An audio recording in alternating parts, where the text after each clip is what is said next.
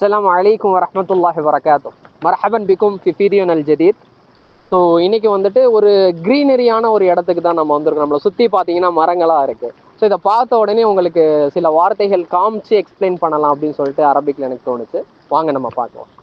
So இப்போ வந்துட்டு நீங்கள் பார்க்குறீங்க, இதெல்லாம் நம்ம என்ன சொல்லுவோம் தமிழில்? விவசாய நிலம் அப்படின்னு சொல்லிட்டு நம்ம சொல்லுவோம். ஸோ இந்த விவசாய நிலத்தை வந்துட்டு அரபிக்கில் வந்துட்டு என்ன சொல்லுவாங்க?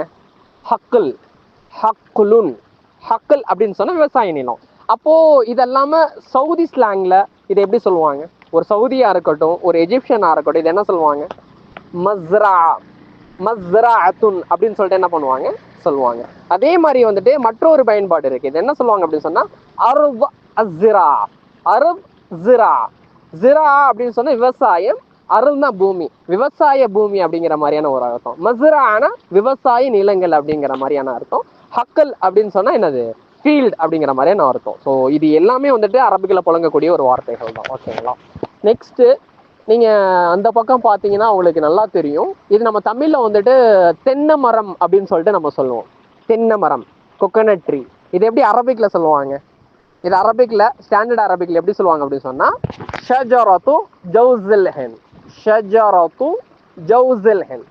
ஷஜரா அப்படின்னு சொன்னா மரம். ஓகேங்களா? ஜௌஸில் ஹிந்த்னா தேங்காய்க்கு சொல்லக்கூடிய ஒரு வார்த்தை தான் ஜௌஸல் ஹிந்த். அப்போ தேங்காய் மரம் அப்படின்னு சொல்லிட்டு ஸ்டாண்டர்ட் அரபிக்ல சொல்லுவாங்க.